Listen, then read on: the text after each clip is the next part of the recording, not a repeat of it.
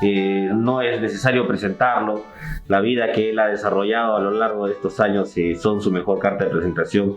Conversábamos un momento en interno con todos y cómo no conocerlo, cómo no quererlo a don Lucho, que incluso hasta quienes no lo conocen lo quieren, ¿no? Por el trabajo que realiza. La bendición, hermano. Porque es terrible ser rodeado, ¿no? Sí. Quizás se puede ser envidiado. Así es. No, pero odiado va a ser terrible.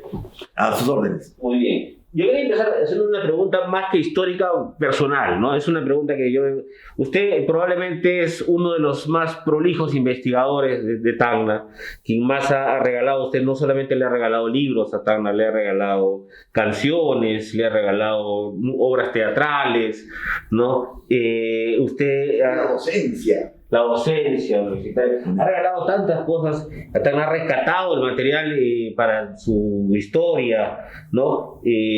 La pregunta es, ¿por qué hacer todo esto? ¿Por qué escribir?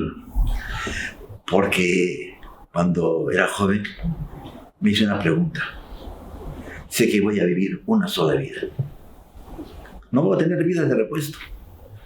Y sé que el tiempo se desgrana con una facilidad tal que es irrecuperable. El tiempo perdido no se recupera, por más que te rompa la cabeza en una pared, no vas a poder recuperar el tiempo. Tienes que darle a tu vida un sentido. Y vi en qué podía ser útil en esta corta vida. Bueno, ya estoy cerca de los 80, pero yo pensaba que podía ser corta. Así que, en primer lugar, escoger una carrera que realmente me permitiese seguir viviendo. Y para mí, el hecho de ser docente, profesor, es vivir un poco en las vidas de las personas que son tocadas por mi persona. Yo no enseño, nunca enseñé. Yo pretendí irradiar. Es decir, que mi vida sea una especie de imán o de generador que vaya a otras almas y que las toque y que las vuelva buenas. Yo pretendo ser bueno. No digo que soy bueno, yo pretendo ser bueno. Y quiero estar rodeado de gente buena, y que mis amigos sean buenos, y que vivan por los demás, no por la fama, no por el dinero, no por el poder que tanto encandila a la gente, porque eso se diluye al final, termina siendo una rémora, te genera enemigos, se genera mal ratos. Yo quiero tener fundamentalmente amigos, y creo en primer lugar la docencia. Yo soy un profesor que, como digo, si volviese a nacer, con toda seguridad volvería a ser profesor, porque me ha dado las más grandes satisfacciones. Me encuentro hoy, ya que estoy cesante, por las calles con viejos alumnos que me abrazan con cariño y me dicen cosas muy bonitas, ¿no? Entonces estoy disfrutando lo que sembré en algún momento, o lo que pude haber sembrado en todo caso, para no ser muy ególatra. Muy bien, ¿verdad? Usted me ha dejado sin mi segunda pregunta, porque mi segunda pregunta iba un poco vinculada al saber si en algún momento dado de este camino, de estos casi 80 años que usted nos dice, sintió haberse equivocado, ¿no? Haber equivocado el camino, de haber dicho, pucha, mejor no me hubiera dedicado a escribir historia, me hubiera dedicado a hacer otra cosa. Bueno, me he equivocado muchísimas veces y me sigo equivocando. Porque si yo dijese que no, sería pues un tonto, pues un muchísimas veces me he equivocado, pero también en muchísimas he acertado. He acertado y cuando acierto doy gracias a Dios y a mis intercesoras, que son mi madre y mi tía Mila, ¿no? Que mi tía madre murió sufriendo mucho y mi tía me acompañó toda la vida y me permitió ser lo que soy. Son mis intercesoras. Yo le agradezco por las cosas que sí he decidido hacerlas bien. Por ejemplo, una ser profesor. Otra, optar por la historia. Porque en la historia vives muchas vidas. Tienes muchos ejemplos. Valoras a muchas personas. Aprendes a valorar a la gente. Porque todos los personajes de la historia los tienes que valorar. ¿Ya? No soy cruel con los juicios. Porque tengo a veces que tocar. Incluso antepasados o padres incluso de amigos míos, ¿no? Ya que son casi de mi edad, o de ciudades queridas, por ejemplo. Pero no soy implacable, no soy cruel, como veo que tanta gente con tanta facilidad emite juicios de valor terribles, ¿no? A mí me espanta ver a lo que hemos llegado, ¿no? Un apasionamiento feroz, ¿no? Y bueno, prefiero armonizar, ¿no? Un poco siguiendo el mensaje del Povero de Achí, o sea, de San Francisco de Asís, ¿no? Así que me he equivocado, ¿no? Pero en la historia no me he equivocado, en la educación no me he equivocado, en la música no me he equivocado, en el teatro menos, porque el teatro me hace feliz. Además el teatro me ha permitido muchas cosas. Yo nací tartamudísimo, tenía problemas, me llegaba a atorar con mi tartamudez. Yo nací con un defecto de hablar muy rápido y felizmente el teatro me ha permitido moderarme, porque yo cómo voy a ser profesor con tartamudo y hablando rápido, ¿no? El ejercicio del teatro como actor me ha permitido adecuar mi fonética, mi ritmo de expresión. Así que hay muchas cosas que tengo que agradecer, ¿no? Aprovechando esa apertura que usted nos está dando al hablar de su nacimiento, ¿cuál es el primer recuerdo que usted tiene de Tacna, de su familia? ¿O cuál es la primera idea que se le viene a la mente de sus primeros años, ¿no? Yo tuve la desgracia de perder a mi madre. Mi madre murió cuando yo tenía 2 años. No la conocí. Ahí está mi retrato, me acompaña mucho. Fui criado por una tía. Mi tía había llegado a Tacna a los 16 años a conocerme. Prima de mi madre, ni siquiera mi madre era hija única, prima de mi madre. Mi tía Milagros Oviedo. Y mi tía Mila asumió el rol de madre y nunca se casó. Y que además yo le espantaba a los enamorados. A uno que tenía, pobrecito, del segundo piso le arrojó la vacinica con los orines de mi abuela. Nunca más volvió. Mi pobre tía no se casó. Yo dije, después le decía a ti, pero tía, me dice, ¿cuánto me hubiese gustado verte pues, con tu vestido blanco? No, mentira, yo era un celoso de primer orden. Un celoso de primer orden. Bueno, yo nací en Tacna en el año 42, cuando Tacna pues era una... Mire, Tacna, después del año 14, pasó por una etapa de desolación. 30.000 habitantes, no había trabajo, con luz mortecina, los pololos que rodaban en las luces mortecinas, con bujías, bombillas de 50 watts, y ahora ninguna casa tiene un foco con 50 watts, así en los postes de madera en las esquinas. La ciudad empedrada, sí, empedrada pero limpísima, ¿no? Limpísima, porque era habitual que las señoras salían en la mañana a barrer sus fronteras y dejaban el montoncito de polvo, porque no había objetos polvos, y venía luego la barredora de oficio, que era la que juntaba estos montoncitos. Era una ciudad con aire capitoso, ¿no? Porque estaba rodeada muy cerca de chacras, pues, porque lo que es la avenida Bolognesi, a espaldas de las casas que vemos ya había chacra. Y la chacra llegaba, lo que es el hospital regional ya era chacra, y lo que es el mercado 2 de mayo era chacra. O sea, Tacna estaba rodeada de un cordón de verdor, de perfume, de aromas. En las mañanas, sobre todo en mañanas de primavera, tú te levantabas, primero tenías todos los sentidos. Primero aspirabas y sentías el aire capitoso, los aromas del campo, ¿no? Incluso de la greda que sale en las acequias con la humedad, de las hojas redondas. Todo eso se juntaba, junto con el aroma del pan, de la panadería, el señor Rocchetti, que llegaba desde la avenida Bolognesi, o los señores Fuster, el pan tierno, ¿no? El pan tierno y hecho con ahora voy a comprar el pan, y son unos zapatos, unas marraquetas horribles. Antes se esmeraban en que tuviesen la forma de uso perfecto, doraditas, limpísimas, ¿no? Bueno, esa era la Tacna, ¿no? Bueno, a las 7 de la noche todo el mundo corría porque cerraban las tiendas y venía un silencio tremendo, solo roto por lo que yo llamaba el latido del corazón de Tacna, que era la empresa eléctrica que tenía su motor ahí en la calle 28 de julio, y era un sonido exactamente igual al del latido del corazón. Era el latido de y había la luz. Bueno, en un tiempo la luz era cuando solamente de noche, después ya comenzó la energía eléctrica, mejor dicho, comenzó desde el mediodía. y los colegiales bien uniformados a los colegios, y las fiestas, y los carnavales. Esos carnavales eran, nunca más. Era un derroche de alegría, de felicidad. Porque venía gente incluso de Iquique, de Arica, venían acá a festejar. La plaza por las noches se llenaba de gente y jugando con los chisguetes, con la mistura. Después el corso de flores, las comparsas, toda la juventud tagneña se formaba en comparsas. ¿Para qué? Para entrar gratis a los bailes.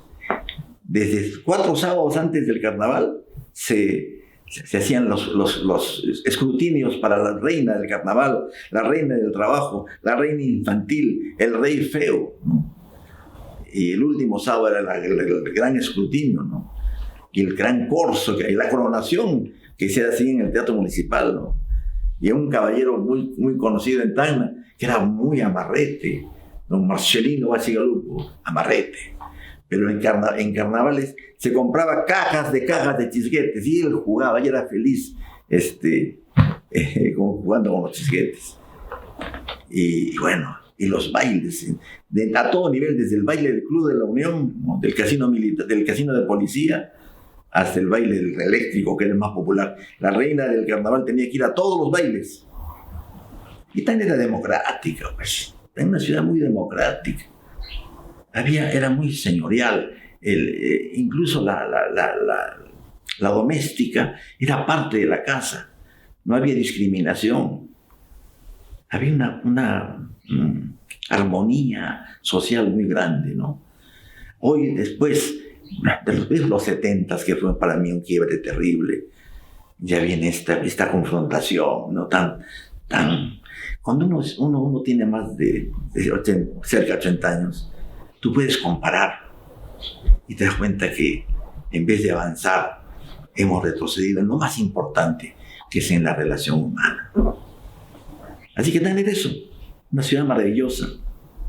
Las campanitas de la vicaría que tocaban en mi barrio era un microcosmos. Al frente, a la esquina, en 2 pisos sobre San Martín, estaba don Enrique Quijano, un hombre que desde el tiempo después de la guerra, era un alcalde de Tacna, era un viejito que parecía un Quijote de la Mancha, ¿sí? Y la señora Alcides que botaba una canastita para que... ¿Has seguido hacía juego con Quijano? Sí, pues, don Enrique, decíamos don Enrique Quijano, el Quijote, simplemente. Y al otro lado, en la esquina con Cela, otro personaje, pues, mucho más importante, don Enrique López Albújar, que fue él nació en Chiclayo, pero él decía que era piurano.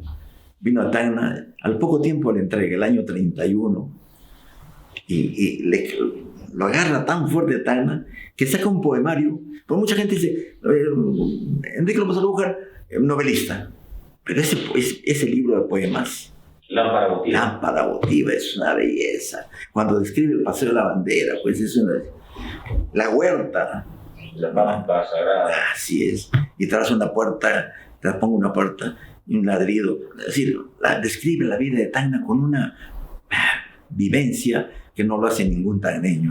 Él se impregnó de Tacna. Y sus hijos también, sus hijos amaban a Tacna. Eran todos limeños, chiclayanos, pioneros, pero todos amaban a Tacna. Quique, por ejemplo, que fue general que murió lamentablemente en un atentado terrorista. Todos. Esa era al lado de mi casa, una familia encantadora. Compartíamos a través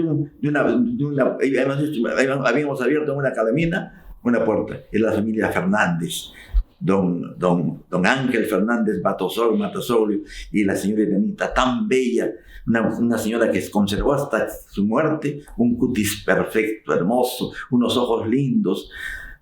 Y nada más era amorosa, hospitalaria. En su mesa no pasaban de 15 personas. Y sus hijos, tan buena gente, Abico, Abelito, Guido, de mi promoción, Ela.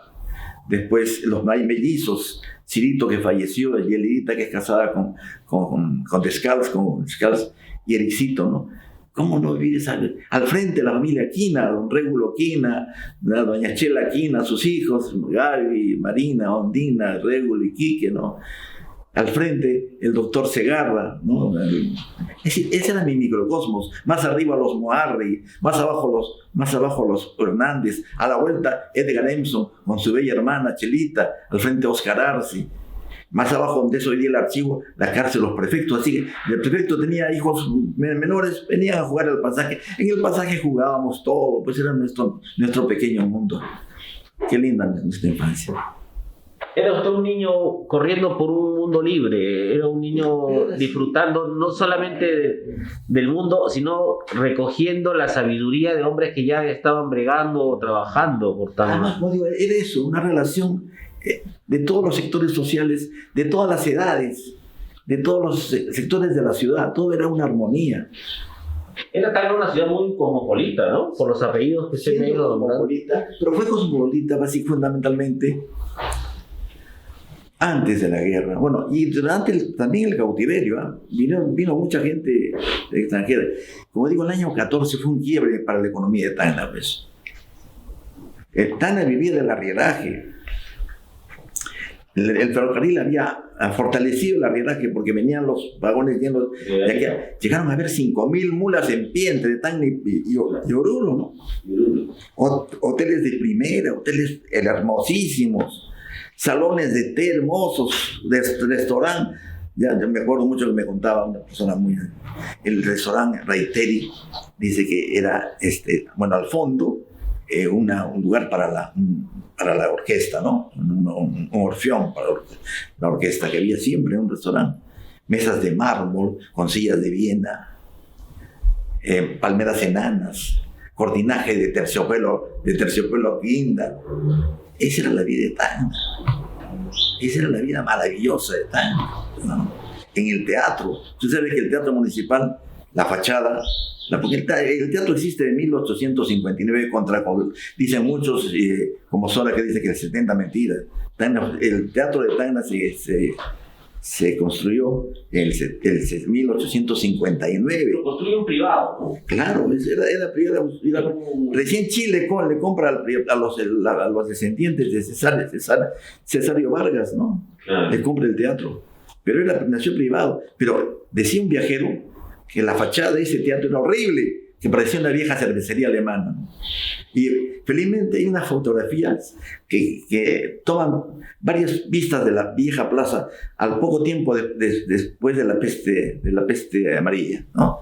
Y antes de la guerra, ¿no? Y ahí se ve a lontananza el teatro municipal, que efectivamente tiene solamente 2 ventanas, toda la estructura del teatro con 2 ventanas. Nada más. Si uno entraba afuera, dice, parecía una vieja cervecería. Bueno, en el teatro se daba la competencia entre las sociedades peruana de Tacna y chilena ocupante de Tacna. Porque por ahí he leído un desacertado que ha puesto que el picante de la tacneña era las obras que votaban los chilenos y que los tacneños. Oye, en Tacna nunca se movió. Tacna hubo desde clase aristocrática. El hombre más rico de Tacna era el señor Forero. Era una gran clase aristocrática, como te contaba este señor, que aquí en Tacna tanto le debe, que es Artidor Espejo Collado, gerente del Banco de Tacna. Gente de mucho nivel. Los Harrison, gente de mucho nivel. Los Basadri. Nunca se movieron de Tacna. O sea, después de la muerte de don Carlos tuvieron que irse por razones económicas. Pero el año 14 fue el quiebre, pues, porque se construye el ferrocarril Arica-La Paz. Directamente, pues, el comercio sale por el ferrocarril y Tacna entra en una somnolencia de la cual solo fue despertada por las obras de Otría entre el año 50 y el año 54. Entonces, esa era en realidad la realidad de nuestra tierra. Me quedé pensando un poco en lo que usted me decía y estaba tratando de hilar un poco el tema del teatro con el grupo teatral Tacna que usted participó. Iba al teatro lo siguiente. En el tiempo de la ocupación, el teatro era como dos hemisferios. Del pasadizo hacia el lado, digamos, sur, platea, clase media chilena, palcos, clase privilegiada chilena, balcón, que era un semipalco, clase media chilena, y galería, clase popular chilena. del pasadizo hacia el lado norte, platea, palco, balcón y galería, todos eran peruanos. Por eso cuando el señor Aníbal Marchán, que era el administrador del Teatro Municipal, trae una película que se llamaba Los Centauros Peruanos, donde se veían pues a los jinetes del ejército saltando los obstáculos. Cada vez que un peruano saltaba el obstáculo, los peruanos aplaudían y vivaban al Perú, y los chilenos pifiaban y vivaban a Chile. Bueno, salieron del teatro después de la función, afuera en la plaza, se quisieron agarrar, pero estaban al lado de la comisaría. Así que se fueron disimuladamente y la bronca fue en el pasaje Vigil. Por eso en represalia Chile hizo varias cosas. Cambió los nombres de las calles. Hasta entonces se mantenían los nombres peruanos. Cambió los nombres de las calles, desmontó el busto de Vigil, lo escondió por ahí y estableció lo peor, con rigor, la ley de la circunscripción militar. De tal modo que los jóvenes de Tacna ya no podían, fueron jóvenes los que se pelearon, ya no podían estar en Tacna. Para no hacer el servicio bajo bandera chilena, tenían que irse por las noches ocultos, y Tacna se quedó sin hombres. Por eso dicen, no, la mujer tacneña dice, pero no había hombres. Sí, habían hombres, los hombres estaban luchando fuera, y luchando contra la vida, porque chicos de padres ricos, estibadores en Mollendo. En el Callao, pasando hambre, en Lima igual. Algunos fueron exitosos, ¿no? Pero la mayoría pues sufrió mucho. Entonces, esta mujer en Tacna sí defiende a la causa peruana, de varias maneras, ¿eh? Porque, por ejemplo, cuando llegan los contingentes plebiscitarios, ¿no? Llamaban contingentes irredentos. El tono plebiscitario es más tardío, es más reciente. Los contingentes irredentos venían y eran pues maltratados, eran destrozados por las turbas de chilenos, destrozados, apedreados. Oye, terrible. Tú ves ahí las fotos de los pobres chicos ahí con las vendas, y la juventud pues, se cargan llevando su bandera. No lograron quitarle la bandera, se envolvían en la bandera, rodeaban la bandera para que no la tocasen los. Oye, pues la historia tan es maravillosa, es emocionante, ¿no? Y entonces estas mujeres, estos contingentes, ¿dónde iban a alojarse? Si los chilenos tenían prohibido a los hoteles dar posada a los irredentos y potenciales votantes. ¿Quiénes dieron casa? Las mujeres tacneñas. Por ejemplo, yo rindo homenaje a doña Irene Céspedes, a Irene Quelopana de Céspedes, una de las que dio posada, y muchas otras, las señoras Castañón, la señora Falkenheimer, que la conocí, viví cuando vivía todavía, ya, muchísimas familias hospedaban. Claro, esa noche venía un nativo, un chileno, o un renegado también, que los hubo, aunque pocos, felizmente, pero los hubo, y ponían pues una cruz del que traen en la puerta, y esa noche teas con fuego a las casas, piedras, rompían vidrios, ¿no? O sea, la mujer tacneña se expuso a eso. Cuando fue la misa del 30 de agosto del 25, por primera vez después de mucho tiempo, se iba desde el año 1900, porque antes sí permitían que la bandera peruana se izase, ¿no? Pero ya viene lo que es hoy día un edificio horrible, que es la Solari Plaza.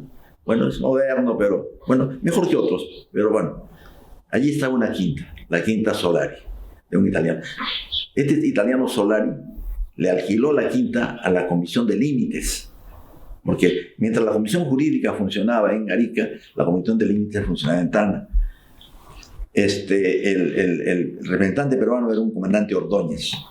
Ahí se hizo la misa con el padre que venía de capellán del barco de Ucayali, el padre Belmont Marquesado. Se hizo la misa en la quinta Solari, y ahí tú ves fotos, hay fotos, felizmente, fotos de la revista Mundial, donde aparecen las tacneñas llegando allí, y afuera pues miles de chilenos y soldados chilenos vestidos de civil, abuchando a toda la gente que llegaba, ¿no? Hubo ahí el director del diario Mercurio, que estuvo en tiempos en Tacna, Vildósola, que salió a encararlos. ¿Cómo se les ocurre? Ustedes están dejando mal a Chile, nos están poniendo como unos salvajes. Les los encaró. Y bueno, y llegaban pues enfrentando las frutas secas, los plátanos, los escupitajos de esos agresores. Llegaron las mujeres. Y hay una foto, como digo, en las afueras tuve 300 personas, porque por lo menos la gente era grande, izaron una bandera que había venido desde Lima, por encargo de una sociedad de señoras de Lima, que estaba presidida por una gran tagneña, doña Sara Neuhaus, es de Ledgar, antepasada de todos los Ledgar que hay en Lima. También los Neuhaus son de acá de Tacna, todos los Neuhaus de Lima son de Tacna. Claro, que ya tiene este relato sobre la batalla, ¿no? La batalla del campo de Nelson. Y ella formó en Lima la Sociedad Patriótica para agenciarse fondos para el rescate, que se llamaba Fondo de Rescate. Hay en Tacna mucha familia tacneña, porque tuvo que irse, que ya se estableció allá, ¿no? Porque como digo, Tacna pasó una etapa pues de pobreza absoluta, ¿no? Es un punto importante que usted nos dice, ¿no? 200 años, entrando un poco ya al Bicentenario, 200 años es relativamente poco tiempo en comparación con la historia del mundo, ¿no? Sin embargo, estos 200 años, y ubicándonos un poco en Tacna, han sido muy complicados para Tacna. Nos ha tocado vivir guerras, no una guerra, nos ha tocado vivir guerras, nos ha tocado vivir pandemias, nos ha tocado vivir 50 años de cautiverio, 2 cautiverios en realidad. Claro, el boliviano. Que mucha gente no conoce ese cautiverio. O sea, fue breve, pero fue terrible también, ¿eh? Fue breve, pero fue terrible. Y ahí salimos luchando, ¿no? Porque sabes tú que en la batalla de Chipe, de Alto Chipe, los tacneños vencieron a los bolivianos. Como lo venció en Tarapacá un grupo de peruanos encabezados por alguien cuya gente no sabe el nombre. Dice, el coronel Mendoza. ¿Dónde vas a coronel? ¿Cómo se llama Mendoza? Pregunto. No sabía la gente. Jacinto Mendoza García. Dijo, él ahí tuvo su bautizo de sangre y murió. Fue el primer peruano que cayó. El primer oficial que cae, ¿no? Que cae en el campo de la Alianza, ¿no? Claro. ¿Por qué? Porque los bolivianos salieron de sus líneas porque pensaban pues, que la punta, porque el dispositivo chileno era una cuña, un triángulo. Entonces ese triángulo se orientó al punto que iba más cerca a Arica, pues. Entonces a la parte baja. La parte, lo que llamamos nosotros el ala sur, el ala izquierda. El ala izquierda, claro. Entonces, allí, y los bolivianos, claro, resistieron. Como eran pocos todavía, como la primera, se salieron y dejaron sus trincheras y pasaron a atacar. Valentía, pero desacierto, pues, porque permitieron que la reserva peruana que estaba atrás, mandada por Jacinto Mendoza, tuviese que cubrir e incluso respaldar a los que estaban peleando. Y ahí el primer peruano que muere allí es un tacneño, el Jacinto Mendoza García, hijo de médico español y de madre ariqueña. Nació en Tacna. Muy pocos lo conocen. Muy pocos saben que esa avenida tiene... Yo le comentaba hace un tiempo que yo había tratado de investigar un poco más sobre Jacinto Mendoza y lo único que logré encontrar fue su primer nombre, como usted lo dice, y luego no hay más información, no hay más información de la galería que del personaje, o sea, que hay más información. Hay gente que tiene, galería tiene el nombre y yo hemos hecho una entrevista, pues yo te iba a tener un programa ya y no saben, pues, o sea, entonces, pero hay que eso. Y los jóvenes sobre todo tienen que saber esto, porque, oiga, yo he descubierto, y me precio de ello, que una gran motivación existencial, no motivación para la clase, sino motivación existencial. Yo siempre he pensado que un profesor cuando no sigue pues los patrones, bueno, repetimos como loros, pues, ¿no? El patrón herbartiano, motivación, desarrollo, evaluación. No, pues, eso choca con la natural fluctuación del atencional. Tú no tienes una atención permanente lineal. Tú atiendes, tienes foco y luego tienes un descanso, o sea, te desconectas, te distraes. Y bueno, entonces el profesor cuando haga su clase, es el motivo de mi tesis doctoral en educación. Tiene que planear así, planear lo lógico con lo psicológico, ¿ya? Hacer una clase donde hayan, y siempre en la cumbre atencional, pasar un valor. Y al final, la motivación no debe ir al comienzo de la clase, también, pero mínimo, al final debe ser la motivación. A mí me gusta mucho la música y no hay sinfonía que no termine con una eclosión. Esa quinta sinfonía de Beethoven, pues, ¿cuánto dura? Creo que 1 minuto y medio. Entonces es una eclosión. Igual debe ser la clase, ¿no?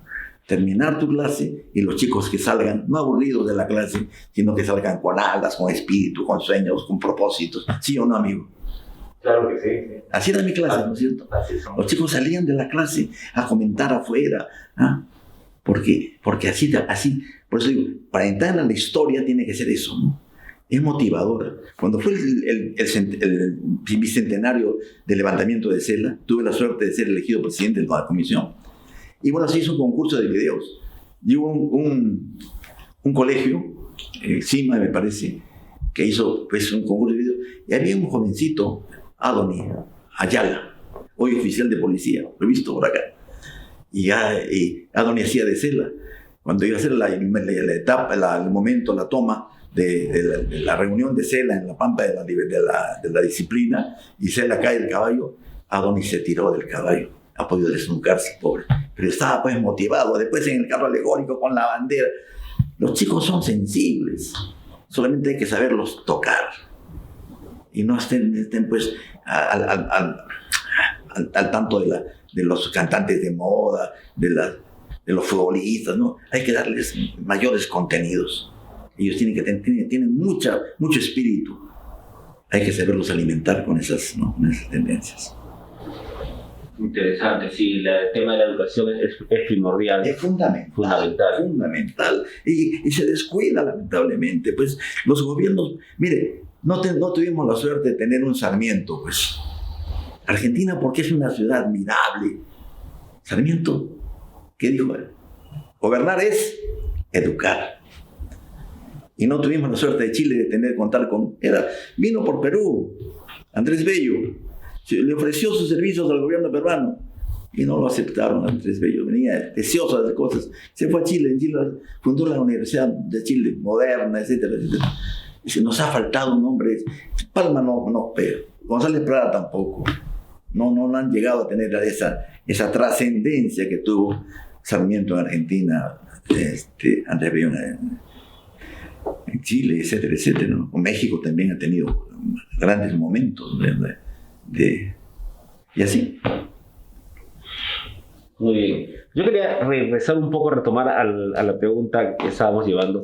Y mi contexto y mi idea iba por lo siguiente, ¿no? Los 200 años de la historia de Perú, que han marcado tanto a Tacna, tienen muchas cosas para unirnos, para fortalecernos, para hacer que crezcamos como sociedad. Sin embargo, las últimas décadas han marcado todo lo contrario, ¿no? O sea, se ha creado mucho odio, mucho resentimiento, mucha confrontación. Confrontación racial, que es lo peor, ¿no? Eso es un punto que yo quería tocar. ¿Por qué confrontación racial si no existió confrontación racial y ahora se quiere crear una confrontación racial? Y lo peor que es de ida y de venida, porque evidentemente un sector hablan pestes del otro y el otro por responsabilidad. Esto no puede ser. Tacna nunca fue una ciudad confrontacional, jamás. Hubo confrontación política respetuosa. Tiempo que, por ejemplo, el apestado y el APRA, porque era así, ¿no? Por ejemplo, me acuerdo mucho cuando El Comercio sacaba una columna poniéndolo ahí en la torre con robacorazones y con... O sea, ese nivel de agresión, ¿no? Como pasa ahora también. Ahora pasa más seguido, probablemente, ¿no? Hay gente que se involucra. No sé, es que, mira, yo creo que hay una estrategia. Después de todo hay una estrategia. Creo que lo primero de la estrategia es decir, hemos pasado tantos años y no se ha hecho nada. ¡Mentira! Se ha hecho muchísimo.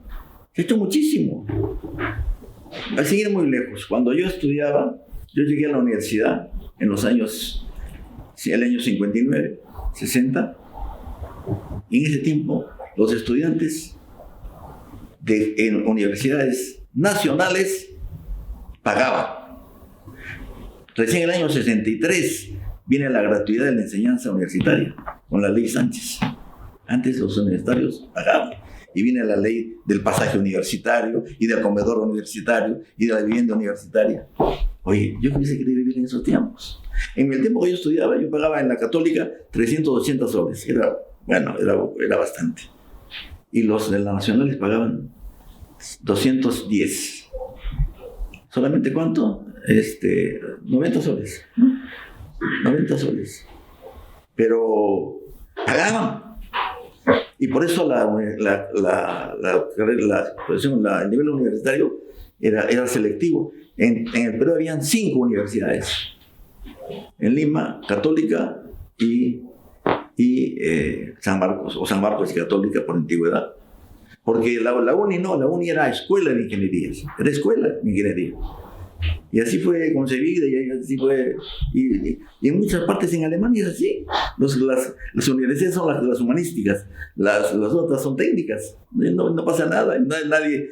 Pero el afán de decir universidad, ¿no? La agraria era escuela, la Cantuta era escuela.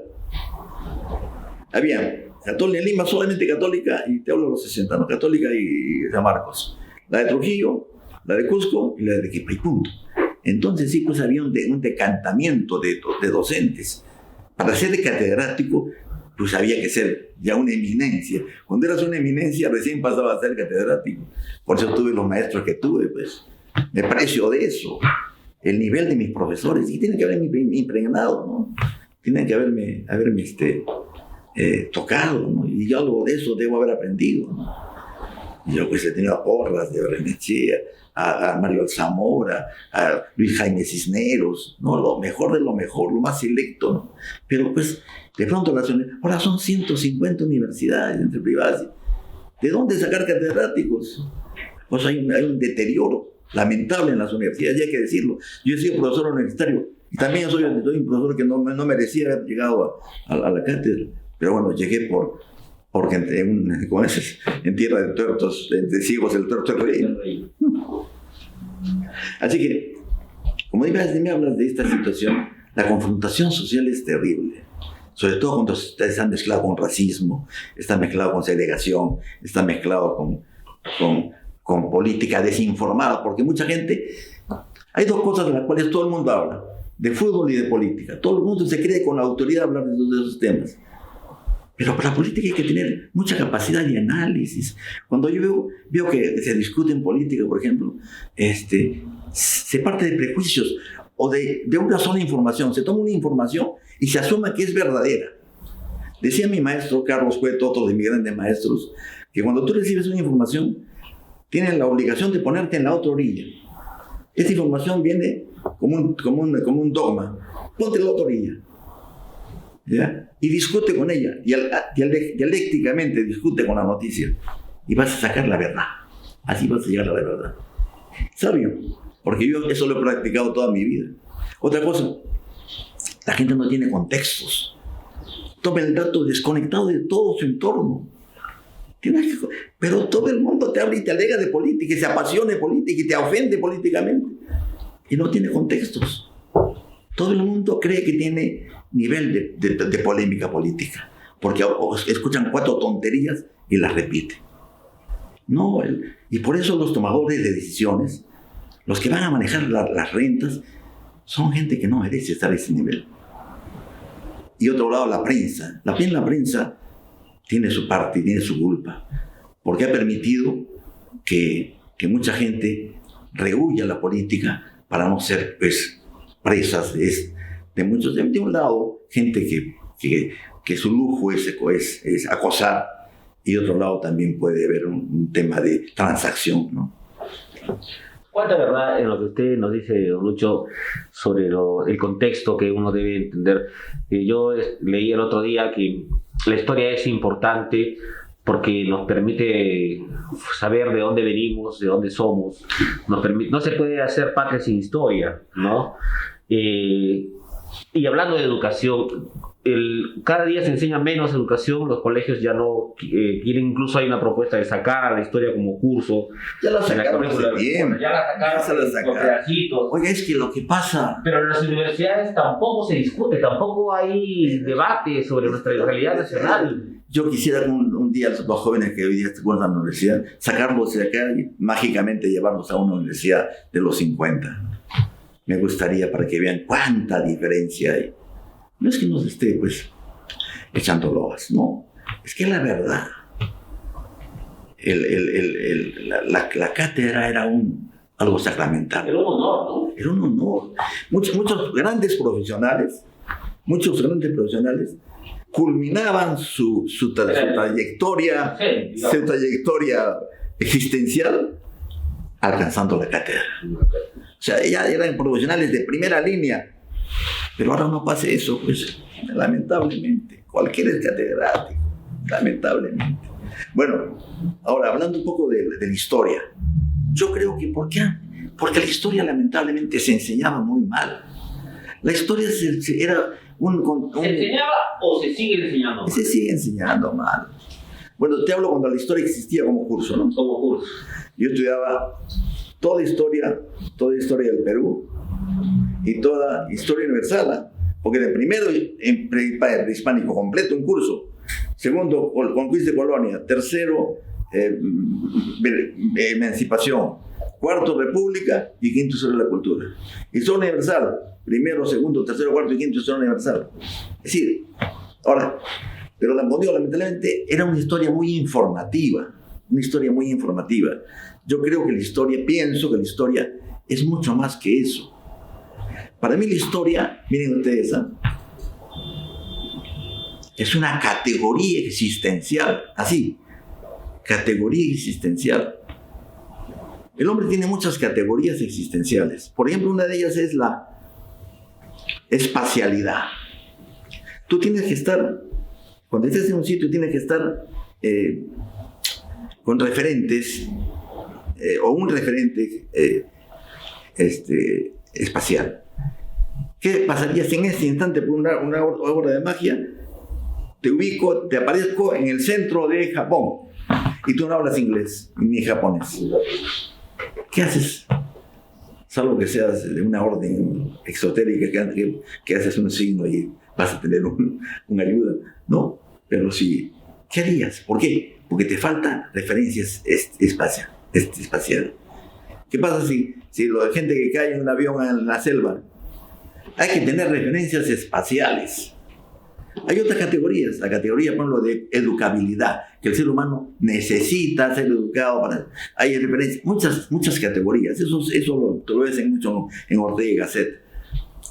Una categoría fundamental es la historicidad. Tú mismo en tu vida, todo lo que sabes, lo que tienes, tus defectos, tus virtudes, tus costumbres, tu misma lengua, es producto del pasado. Un pueblo es el resultado de los aciertos y los desaciertos de los que lo gobernaron. Por lo tanto, tienes que conocer la historia para poder ser, si quieres gobernar, tienes que saber la historia, para ver todos los errores que han habido en el pasado. Por ejemplo, a mí me espanta cuando las autoridades, y llega el Guayco, sale el Guayco de la Quebrada del Diablo, que por si acaso, esa no es la Quebrada del Diablo, la Quebrada del Diablo de la que queda por Fuente de Poé, ya entra por la Quebrada de la Basural, la llamamos otros. Y como si fuera una cosa nueva. Esto es cíclico, reiterativo. La misma pandemia. Nos espantamos de la pandemia. Tacna tuvo una pandemia terrible en 1869. Y hemos tenido otras menores, como la del cólera, la fiebre española. La del cólera se extinguió poco acá, pero igual la española. Pero hay que estar preparados para eso. Incluso para la gente, entradas de ríos, la gente vuelve a construir en el mismo sitio. Terremotos, seguimos construyendo precariamente. Es decir, falta pues a los gobernantes visión de historicidad. Y no solamente eso, en nuestra vida, por ejemplo, proyectamos. Quien no proyecta su vida al futuro es un neófito, ¿no? Hay que proyectarse al futuro. Tu tiempo incluso tienes que pensar que vas a morir mañana, para saber qué vas a priorizar en el día de hoy, a qué vas a darle importancia. Somos seres históricos. El presente pasa demasiado rápido. Debes interpretar, entender el pasado, construir tu vida y tu realidad en base al pasado y proyectarte al futuro. Uno proyecta sus vacaciones, qué va a seguir, qué maestría va a seguir, que yo proyecto mis libros, yo sé que en cualquier momento puedo saltar, estoy priorizando, por eso ahora en mi colección estoy haciendo de adelante para atrás y de atrás para adelante. He hecho la entrega de Time, ahora estoy trabajando el plebiscito, el frustrado plebiscito. ¿Por qué? Porque sé que a mucha gente le interesa más ese tema, ¿no? ¿Me entiendes? Son cosas para priorizar, viendo, proyectándonos en el futuro. Igual deben ser los estados. Estos políticos improvisados que tenemos. ¿Por qué? Porque el voto popular es desinformado, hay que decirlo de frente. Son los que deciden, pero son los más desinformados, lamentablemente. Hay que decirlo, sin temor. Esa gente decide. Y es desinformada, lamentablemente. Es el corrillo el que dijo, hace lo siguiente. Y después son los primeros que se quejan de las consecuencias. ¿No? Quien sacó a Toledo, el primero que hizo del tangnazo. Somos así, contradictorios, inexplicables. Y Tacna sufre las consecuencias, lamentablemente. Leía yo hoy muy temprano a Porras Barnechea un libro que se editó con Miguel Vázquez, que se llama Pensamientos de la Emancipación. Y él decía algo que me parecía muy cierto, ¿no? San Martín siempre creyó en la República. Él creía en la República, pero entendía que para tener una República era necesario personas que tuvieran total desapego a lo propio y que tuvieran mayor amor hacia los demás. Platónicamente hablando. Claro. Platón decía de eso. ¿Quién es? Platón decía, la sociedad es como un cuerpo humano, un gran gigante, donde hay gente que tiene que dedicarse a producir. Y puede tener el mismo estándar de vida que uno de los demás, pero su función es la industria, la agricultura, la ganadería, la pesca, producir. Hay un sector que es decir, el pecho, el corazón, que son el mundo irascible, ¿no? Ellos son los guerreros, los que defienden a la ciudad, y también la parte administrativa, los defensores de la ciudad. Y también en la cabeza, pues, la parte intelectual. Este organismo tiene que ser dirigido por los más inteligentes, por los filósofos, los sabios, no por los arribistas, no por los... ¿no? Claro, a eso quería llegar, a pesar de que lo dijo Platón hace miles ya de años. 1600 años. Y lo dijo San Martín, lo creemos todos. Esto no ha cambiado, o sea, la posibilidad de tener una república basada sobre gente con desinterés personal y desintereses generales no se ha dado. O sea, seguimos a partir de esos 200 años viendo que no somos capaces de manejarnos como república. Pero mira, vamos a agarrar solamente un aspecto. Hablando de la buena música.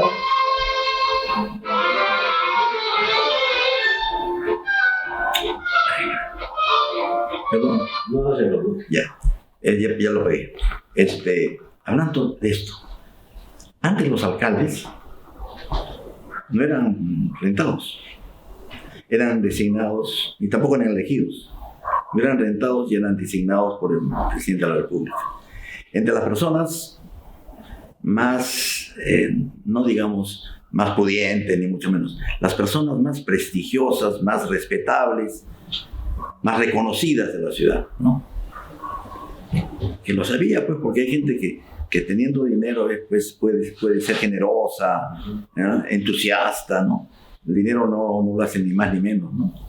Entonces esas personas eran designadas alcaldes, ¿ya? Los mejores alcaldes han sido los de esa época. Los de esa época, ¿no? Cuando tenían una burocracia que no pasaba de 15 personas. ¿Me entiendes? Ahora, ¿cuánta plata se ve en burocracia? ¿Y qué se hace?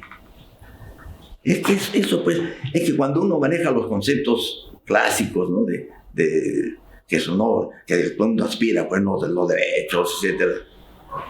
No tienes que sopesar, tienes que equilibrar. Cuando San Martín toma el poder, quiso una monarquía constitucional, porque veía, pues, el fracaso. En Chile ya lo habían sacado donde había el problema con O'Higgins, ¿no? Y en Argentina, donde había visto que la república no era. Ahora dicen, ¿no? Querían ser federales. Oiga, el sistema federal tiene otra naturaleza. Argentina es federal de la boca para afuera, ¿no? Brasil es federal, en cierto modo, sí, Brasil puede ser una explicación. ¿Por qué Estados Unidos fue federal? Porque las colonias inglesas nacieron autónomas, porque nacieron en una guerra religiosa, donde el anglicanismo, fundado por Enrique VIII, no, estamos hablando de historia, miren, estamos hablando de historia. Enrique VIII tiene 2 hijas, ¿no? La primera María, hija de Catalina de Aragón. Enrique VIII se casó 8 veces, ¿no? 7 veces. María de Aragón, que dio, Catalina de Aragón, que fue madre de María, que era católica, educada por Vives, un gran maestro católico. ¿Ya? Y la otra hija fue hija de Ana Bolena, una discutida reina, que fue Isabel. Entonces Isabel se fue formada dentro del canon anglicano. Cuando muere Enrique VIII, pues entra Eduardo IV, y muerto este niño Eduardo IV, entra María, la católica. Se empeña en destrozar al anglicanismo y restablecer el cristianismo. Entonces todos los líderes anglicanos toman el Mayflower, una nave, y vienen como pioneros a Norteamérica y establecen la primera colonia americana de protestantes.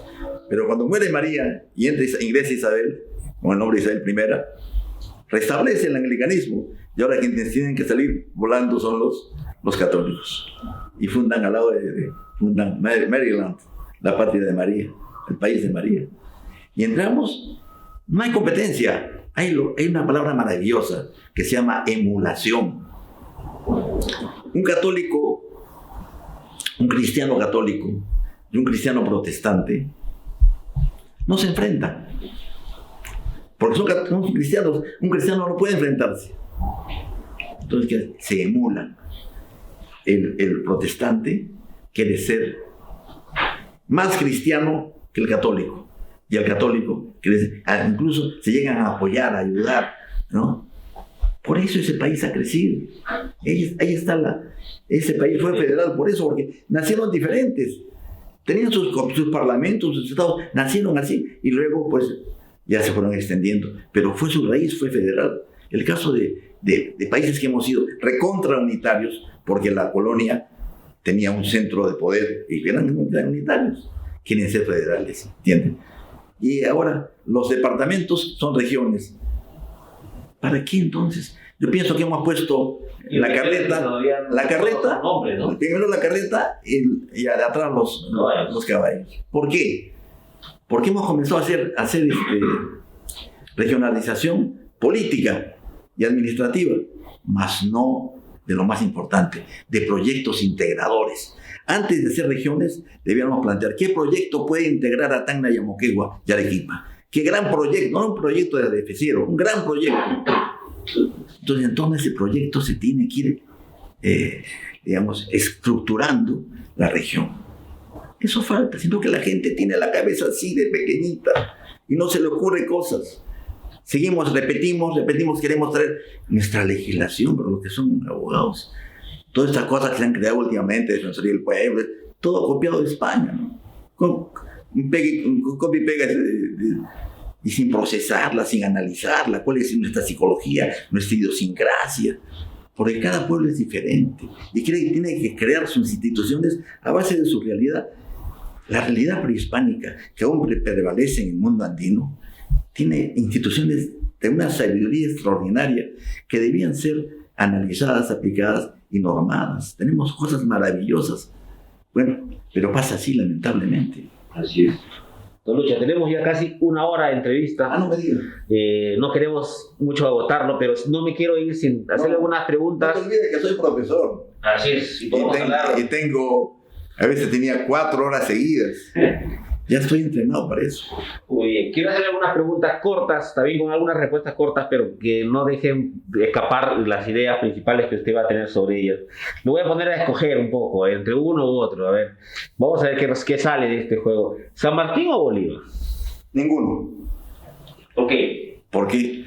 Porque los dos, después de haber prácticamente realizado su vida, llegan al Perú ya San Martín en Chile hizo maravillas, San Martín en Chile, que acá no peleó. Acá buscó más bien armonizar. Ahí tienes el libro él sufrió por la lenidad, por la independencia. No, por San Martín. Porque cuando él había liberado prácticamente desde el río, desde Arequipa hasta Tarapacá, el tímido San Martín conferenciaba en Punchauca con la celda, ¿no? Era un hombre ya enfermo, ¿no? Ya evidentemente no. Golpeado por la lucha. Ahora, yo digo, quería ganar más psicológicamente, aparentemente. Claro, no organizar. No quiero también ser pues el gran juez, no. Claro. Yo lo respeto en lo que es, pero yo pienso, por ejemplo, que el bicentenario no debiera conmemorarse o celebrarse o festejarse el 28 de julio, porque esa sola fuente fue la promesa. Claro. En ese momento solamente estaban emancipados Lima y el norte. ¿Y por qué se emancipó el norte? Porque estaba desguarnecido y no había ningún elemento de represión. Todo se había mandado al sur. ¿Por qué? Porque querían cuidar, no, bueno, el Cusco y el Alto Perú, pues, por la riqueza del Alto Perú, la riqueza, por eso le interesaba a España.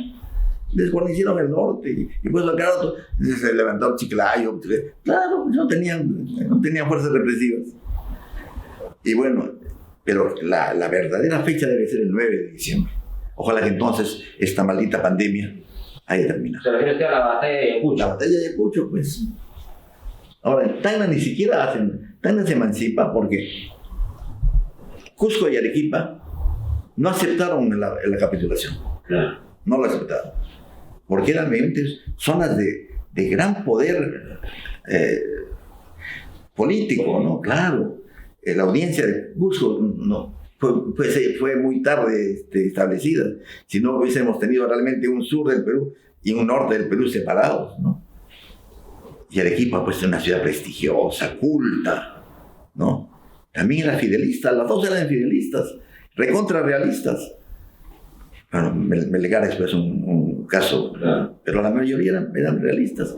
Cuando tuvo que ir Otero, imponerse por la fuerza como prefecto de Arequipa, y recién en diciembre, a fines de diciembre, comienzos de enero, Arequipa en febrero jura su independencia.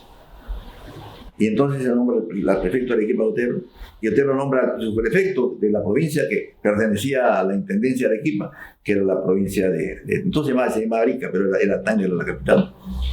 Y mandó su prefecto, que era un señor Agois. El señor Agois, un médico. Fue la primera autoridad republicana, Agois. Claro, en ese momento se llamaban partidos, me parece. Claro, las intendencias se dividían en partidos. Entonces, el primer subprefecto del entonces partido de Tacna fue Agois, ¿no?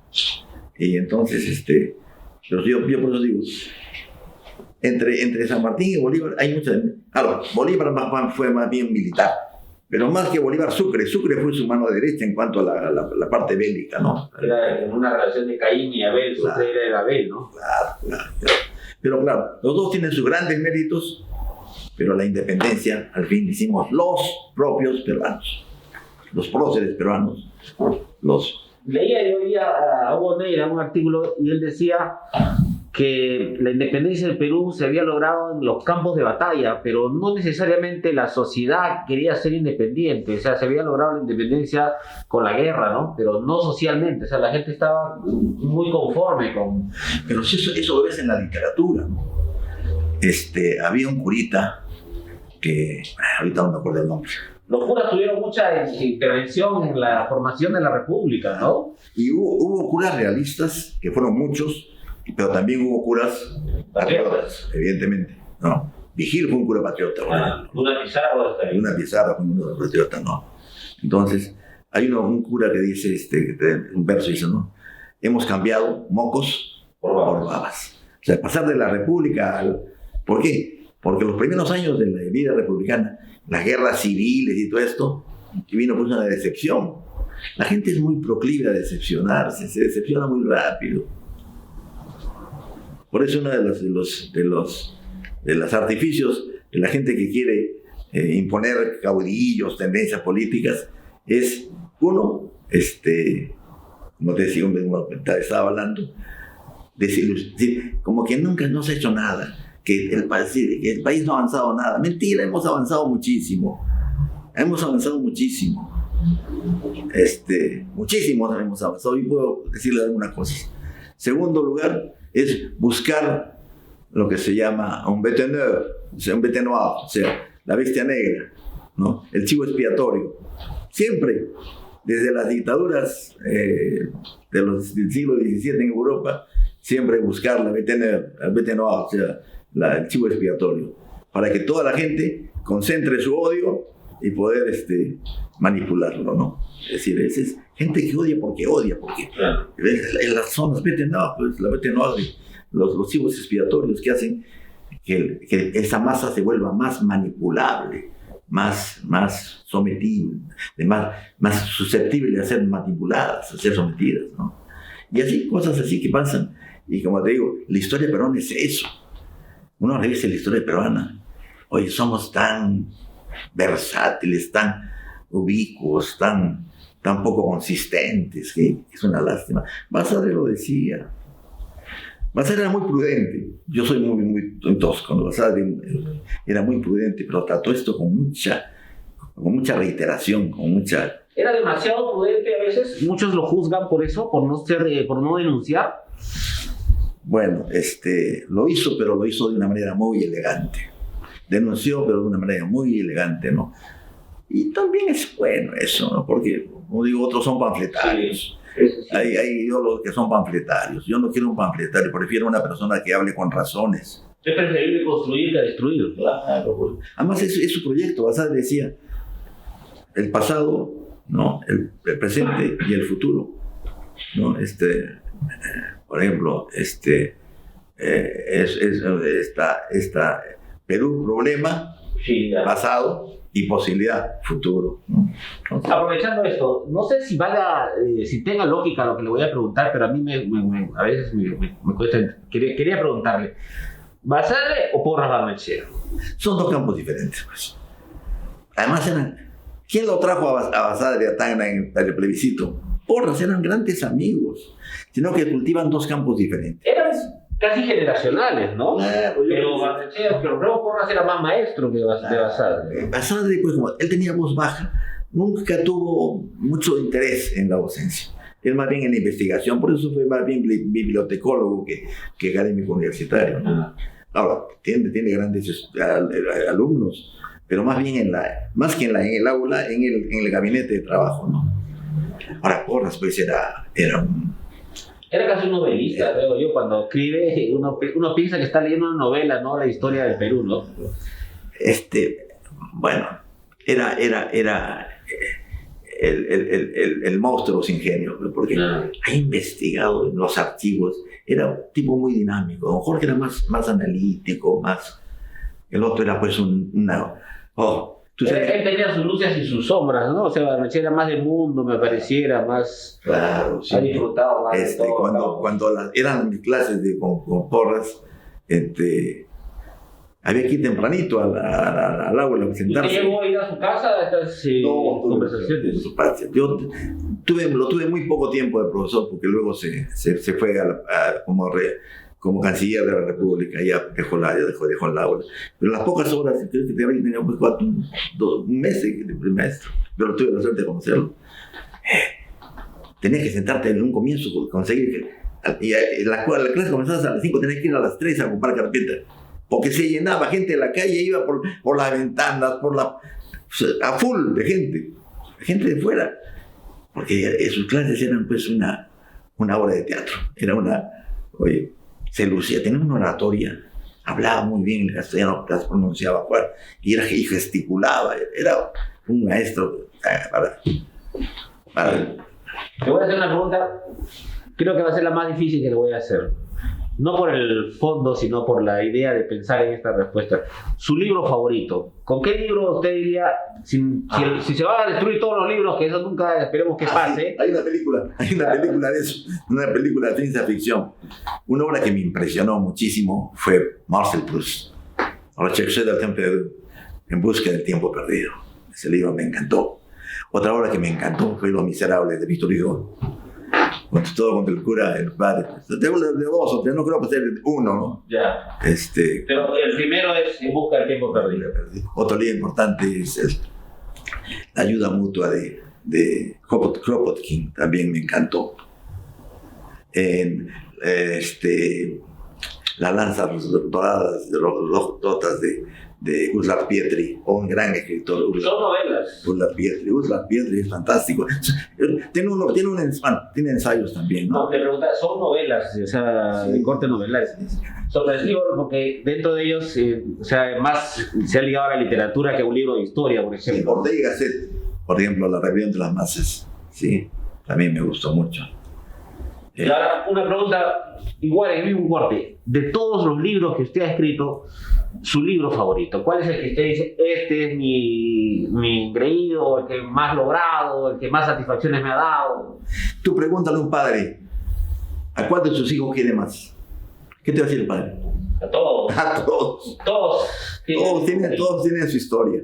Todos tienen su problema, su trabajo, su tarea, sus éxitos, sus contratiempos. Pero eso es como un padre. Y tengo unos hijos que... Y en tal caso, como padre, ¿cuál de ellos le costó más, no, lograrlo? Este que estoy trabajando ahora, sobre el plebiscito. Porque hay tanta información sobre el plebiscito. Menos mal me he conseguido algo que muchos no van a poder conseguir, porque me he valido de una chica que yo la alojé en la casa y que está en la Cancillería, que es Janina Miranda Wilson. El archivo del plebiscito que está en la Cancillería, que eso es lo máximo. Es lo máximo. Y estoy haciendo ahorita una cosa impresionante. Estoy siguiendo los pasos de esos jovencitos que fueron arrancados de sus casas, jóvenes humildes, chacareritos, de Estique, de Tarucachi, de Tarata, de Chocatamane, que fueron arrancados de sus casas y llevados por allí a Santiago de Chile, a unas oficinas, a Coquimbo, a Copiapó, y tengo sus cartas.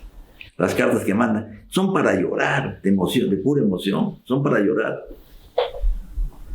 Y estos señores hoy ya deben tener muchos nietos en las universidades, probablemente, de familias tarucacheñas, estiqueñas, suquetamaneñas. Y estoy buscándolos. Ya encontré uno, por ejemplo, que incluso me trajo la foto del abuelo, y la voy a colocar en el libro. Porque digo, son héroes. La historia no la hacen solamente los grandes héroes. Hay también héroes silenciosos, anónimos, que también, como ahora, pues, el país no lo construyen los presidentes, lo construyen el hombre honesto que está abajo y que enseña y que trabaja y que construye el país. Muy bien. Retomando entonces, ya las preguntas un poco más personales para conocer a don Lucho atrás del historiador. ¿Su lugar favorito? Donde usted quiera. Yo, ¿sabes? He tenido la suerte de viajar. Y en Tacna, como les contaba, me encanta Guanoar, me encanta Ilhabaya. Del Perú, me encanta el Callejón de Huaylas, me encanta la Selva Alta. No conozco Machu Picchu hasta ahora. He tenido oportunidades para conocer, pero me falta eso, me falta Machu Picchu. Conozco Amazonas, Chachapoyas, por esos hermosos viveros que tiene, con unas flores hermosísimas. Después, la mejor gente del Perú está en la selva, la mejor gente. Luego viene la del norte también, Francota y todo lo demás, ¿no? Acá somos medio conflictivos, terrible. Después, en América, la parte serrana de Argentina, Córdoba, de Europa, me encanta Granada y Sevilla. Estuve en Granada, estuve en Sevilla. mucha gente no conoce, he bajado por el Valle del Miño, que va desde Orense hasta Vigo y a Compostela. Esa parte es hermosísima. Después Viena, o sea, Austria, el paisaje austriaco, las islas de Grecia, Italia, Florencia, Venecia, París, por lo que es una ciudad armoniosa, ¿no?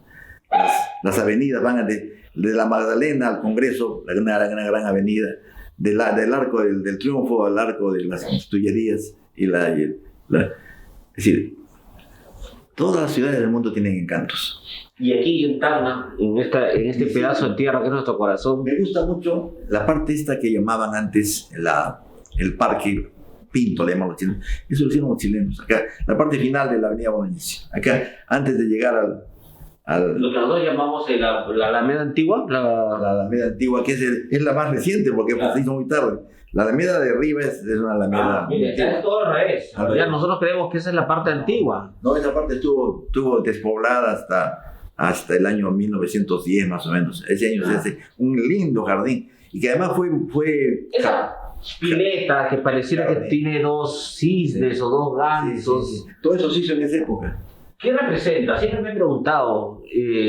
¿Representa algo especial? Yo a veces pienso que es el amor y que ese amor nunca ha vuelto a tener agua, porque está, ¿no?